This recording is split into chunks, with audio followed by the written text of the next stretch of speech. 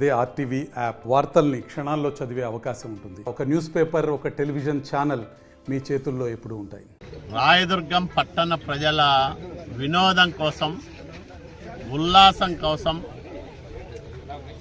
వారాంతాల్లో కుటుంబ సమేతంగా కొంతసేపు ఆనందంగా గడపడానికి ఒక ఆహ్లాదకరమైన వాతావరణాన్ని కల్పించడం కోసం నేను గతంలో ఎమ్మెల్యేగా ఉన్నప్పుడు ప్రత్యేకంగా పట్టణ శివార్లలో నగరవనాన్ని ప్రారంభం చేశాం.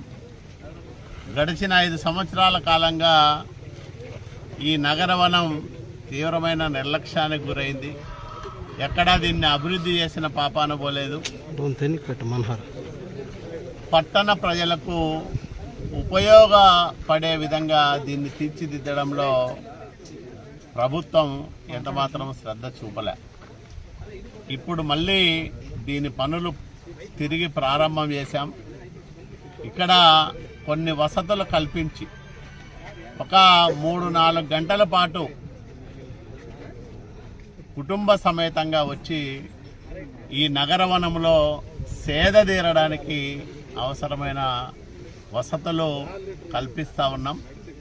తప్పకుండా రాయదుర్గం పట్టణానికి ఒక మంచి పిక్నిక్ స్పాట్ కింద ఈ నగరవనాన్ని తీర్చిదిద్దాలని ప్రయత్నం చేస్తూ ఉన్నాం.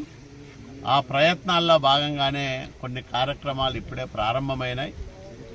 ఇంకా భవిష్యత్తులో ఈ నగరవనాన్ని వివిధ రకాల సదుపాయాలతో పిల్లలు ఆడుకోవడానికి, పెద్దవాళ్ళు హాయిగా ఆహ్లాదంగా గడపడానికి, కుటుంబాలు వచ్చి ఇక్కడ సేద తీరడానికి అవసరమైన ఆట వస్తువులు కానీ అట్లాగే ఇతరత్ర సౌకర్యాలు కల్పించి ఉదయము సాయంత్రం పూట